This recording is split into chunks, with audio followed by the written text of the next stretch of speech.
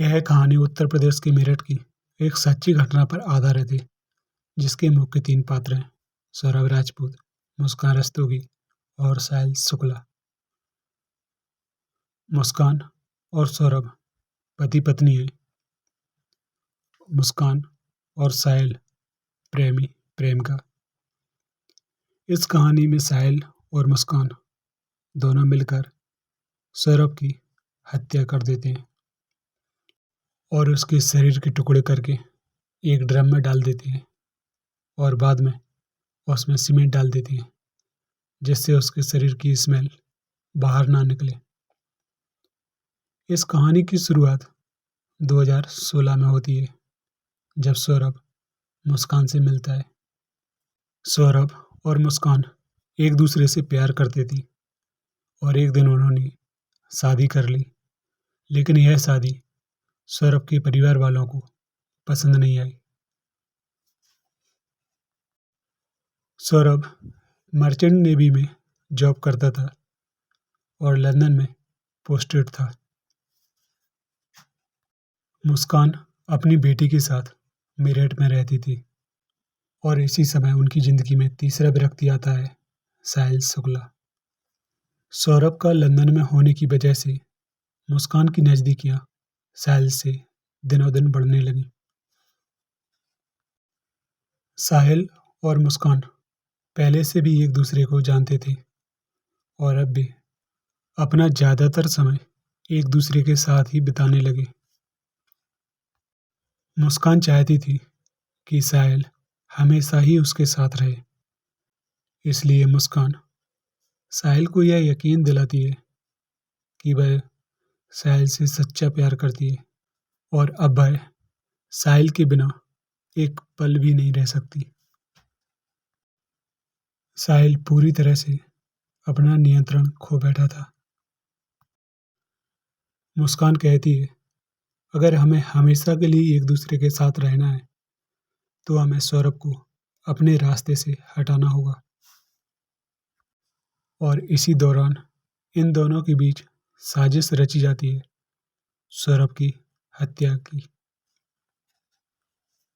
और जब सौरभ अपनी पत्नी और बेटी से मिलने के लिए मेरठ आता है, तब मुस्कान उसकी फेवरेट सब्जी में नशीली दवा मिलाकर खिला देती है।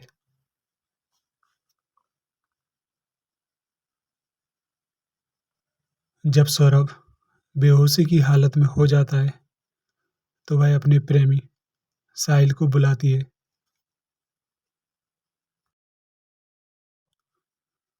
और फिर वह रसोई में जाकर एक बड़ा चाकू लेकर आती है, जो उसने पहले से खरीदा हुआ था।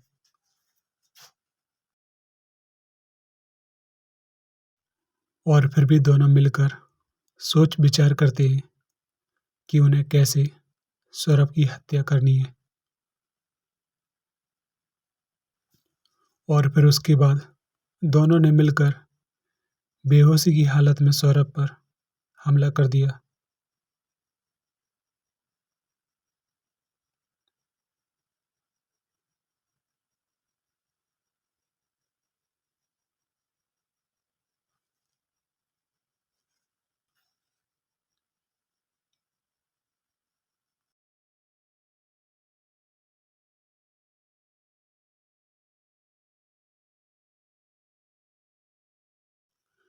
सौरभ पर हमला करते समय उन्होंने कूलर भी चालू कर दिया था, जिससे उसकी आवाज़ बाहर ना जाए। और फिर भी सौरभ की बॉडी को बाथरूम में लेकर जाते हैं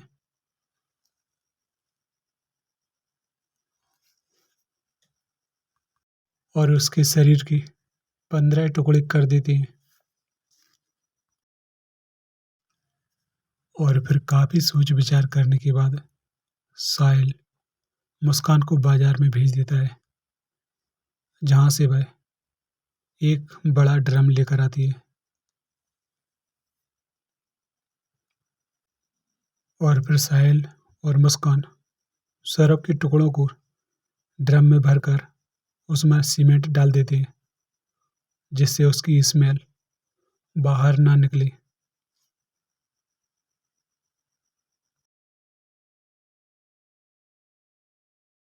और उसके बाद साहिल और मुस्कान ने सौरभ के सोशल मीडिया अकाउंट को एक्टिव रखा और हिमाचल प्रदेश के शिमला की स्टोरीज और फोटो पोस्ट की, जिससे लोगों को लगे कि वह घूमने गया है। उन्होंने सौरभ के परिवार वालों को और दोस्तों को यह यकीन दिलाने की कोशिश की कि सौरभ जिंदा है और वह घूमने गया है। और इसी दौरान मुस्कान और साहिल भी शिमला घूमने चले गए। सौरभ के परिवार ने जब सौरभ से संपर्क करने की कोशिश की और कोई जवाब नहीं मिला, तो उन्होंने पुलिस थाने जाकर गुमशुदा की रिपोर्ट दर्ज करवाई। और इसी बीच मुस्कान के माता पिता आकर मुस्कान से पूछते हैं कि तुम्हें पता होगा कि सौरभ कहाँ है। मुस्कान कहती है कि मुझे तो पता नहीं है, लेकिन शायद उनके परिवार वालों ने उन्हें कहीं कर दिया है। मुस्कान के पिता कहते हैं, बेटा सच सच बताओ हुआ क्या है, मैं किसी को कुछ भी नहीं बताऊंगा। तब मुस्कान कहती है कि उसने और साहिल ने मिलकर सौरभ की हत्या कर दी है। और फिर मुस्कान के पिता यह बात सुनकर पुलिस को जाकर सारी सच्चाई बता देते हैं।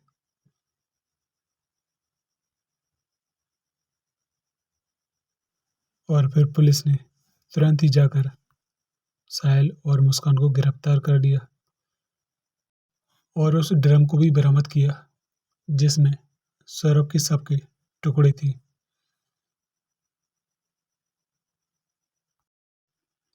पुलिस ने उस ड्रम को काटकर सौरभ के शव के टुकड़ों को बरामद कर लिया। सौरभ की हत्या की इस कहानी का अंत हत्यारों की गिरफ्तारी के साथ हुआ। साहिल और मुस्कान पर हत्या, साजिश और सबको छुपाने के गंभीर आरोप लगाए गए।